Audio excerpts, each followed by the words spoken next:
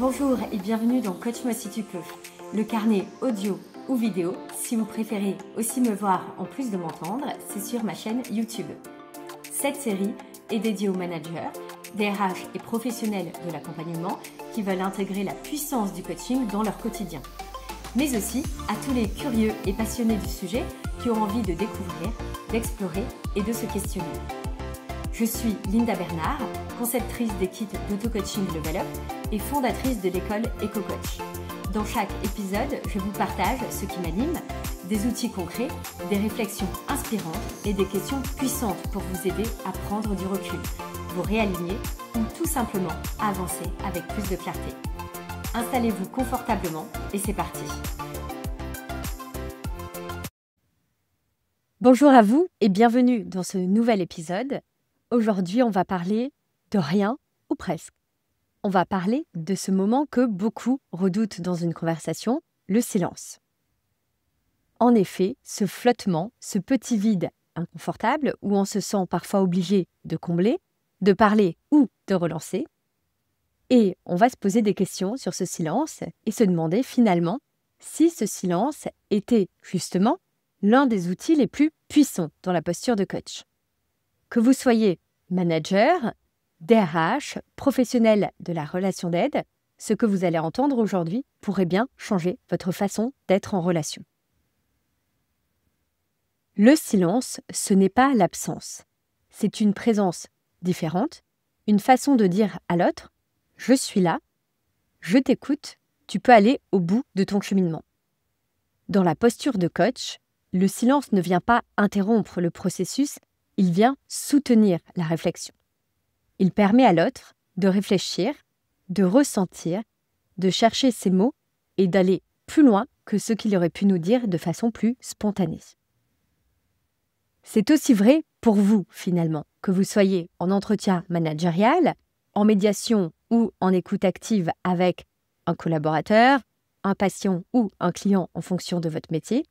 Le silence est souvent le moment où l'essentiel surgit. Je souhaite vous partager un exemple de terrain d'une DRH que j'accompagne et finalement d'une session assez importante où elle m'explique en début de session qu'elle est fatiguée, à bout, mais rapidement elle détourne la conversation sur un sujet opérationnel. Je sens qu'il y a autre chose, qu'il y a même quelque chose à creuser, mais je décide consciemment de ne pas la pousser dedans. Je choisis de me taire et donc je choisis le silence. Je laisse ce que j'appelle un silence plein, tranquille, qui n'est pas pesant et donc qui n'est pas fuyant. Au bout de quelques secondes, elle reprend la parole et me partage une phrase qui ressemble à peu près à celle-ci. En fait, je crois que j'ai peur de ne plus avoir d'impact et que tout ce que je fais serve à rien. Et ça, c'était vraiment sa réflexion du cœur et du moment. Je suis persuadée que si j'avais rempli ce fameux silence par une relance ou une question, elle n'en serait jamais arrivée à me partager ça. Je vous propose donc quelques clés, quelques outils concrets pour apprivoiser le silence si vous voulez utiliser ce fameux silence comme un outil d'écoute à affûter dans votre accompagnement. Première clé, respirer plutôt que relancer. Quand la personne s'interrompt, résistez à l'envie de combler. Prenez une inspiration profonde, cela va vous ancrer et laissez-lui de l'espace. Seconde clé, comptez lentement dans votre tête, attendez au moins 5 secondes avant de parler. Vous verrez, plus c'est long, et ça vous paraît plus long en général que ce que vous pensez, mais en revanche, c'est souvent là que quelque chose se passe. Clé numéro 3, regardez l'impact. Observez ce qui change dans le visage, le regard ou le corps de votre interlocuteur quand vous vous taisez. Très souvent, le silence déclenche un recentrage. 3 questions puissantes à associer au silence. Quand le silence a permis d'ouvrir une brèche, comme l'exemple que je vous partageais avec cette DRH que j'ai accompagnée, à ce moment-là, après le silence et après effectivement un feedback de la personne, vous pouvez, dans ce troisième temps seulement, relancer avec des questions qui vont permettre de plonger en profondeur. Voici les questions. La première, qu'est-ce qui vous traverse là maintenant comme pensée? La seconde, qu'est-ce que vous n'osez pas dire mais qui serait important de nommer ici? La troisième, si vous preniez le risque d'aller un peu plus loin, vous me diriez quoi? Ces questions, évidemment posées avec douceur et, encore une fois, j'insiste, après un silence bien fondé, vont faire émerger des prises de conscience extrêmement fortes. Je vous propose un moyen mémotechnique pour vous souvenir de l'acronyme SILENCE. Pour le S, soyez présent. Pour le I, inspirez-vous de l'instant et inspirez tout simplement. Le L, laissez de l'espace à l'autre. Pour le E, écoutez au-delà des mots. Pour le N, n'interrompez pas trop vite. Pour le C, créez évidemment de la confiance et de la conscience. Pour le E, éveillez en profondeur. Je voulais aussi insister sur un point essentiel. Utiliser le silence ne veut pas dire ne rien faire, évidemment. Le silence n'est pas passivité. C'est une action invisible, mais terriblement puissante. Quand vous vous taisez volontairement, et encore une fois avec ce fameux silence plein, vous prenez position, vous montrez à l'autre qu'il a de la place et de la considération, et vous résistez à l'envie de faire pour à la place de l'autre.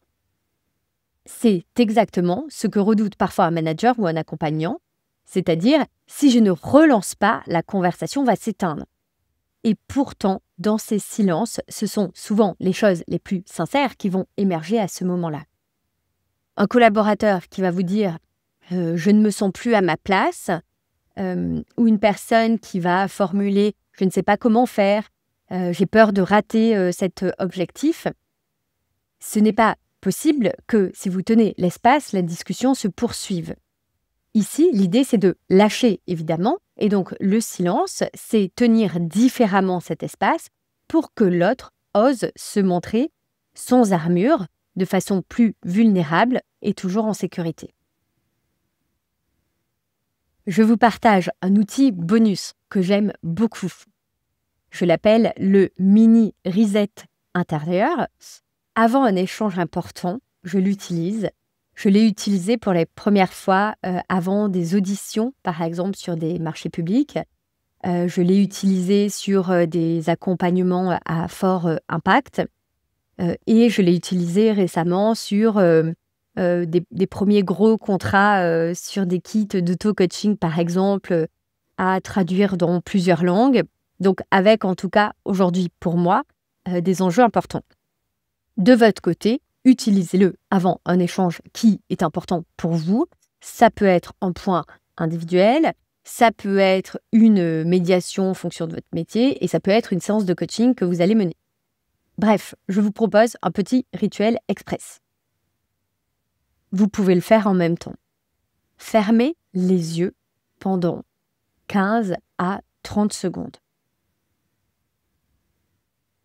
Durant ce temps, portez évidemment attention à votre respiration, de façon à ce qu'elle soit plus calme et plus posée. Et posez-vous ensuite une seule et unique question. Est-ce que je suis ici pour comprendre ou est-ce que je suis ici pour convaincre? Une fois que vous avez pris position, vous revenez à vous.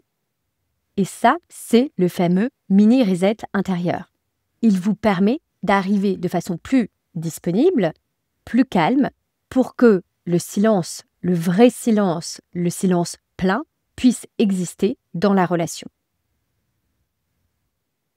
Pour conclure, le silence, ce n'est pas une pause ou une fin dans l'échange, c'est une partie intégrante de la relation et de la discussion. En tant que professionnel, ce silence va vous permettre d'ouvrir un espace intérieur chez l'autre sans rien forcer. Cette semaine, je vous lance un défi. Lors d'un prochain échange, en entretien, en coaching, en réunion, osez le silence. Un silence calculé dans un premier temps. Comptez 5 secondes, nos fameuses 3 clés dont nous avons parlé. Respirez, observez. Et dites-moi ensuite ce qui a changé pour vous et chez l'autre. On se retrouve au prochain épisode où je vous parlerai d'autres leviers fondamentaux de la posture de coach avec grand plaisir. À très vite et continuez à cultiver ce petit décalage dans la posture qui va faire toute la différence. À très bientôt.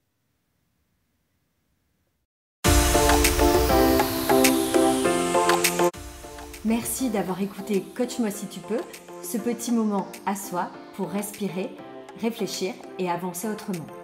Si cet épisode vous a parlé, alors surtout, faites-le voyager. Partagez-le à un ou une collègue, un ou une amie et surtout, laissez un avis. Ça fait vraiment la différence et ça m'aide à continuer à vous proposer ces beaux carnets. Pour prolonger l'expérience, vous pouvez découvrir les kits d'auto-coaching sur Level Up ou explorer l'école EcoCoach si vous êtes dans l'accompagnement. Prenez soin de vous et on se retrouve très vite pour un prochain épisode.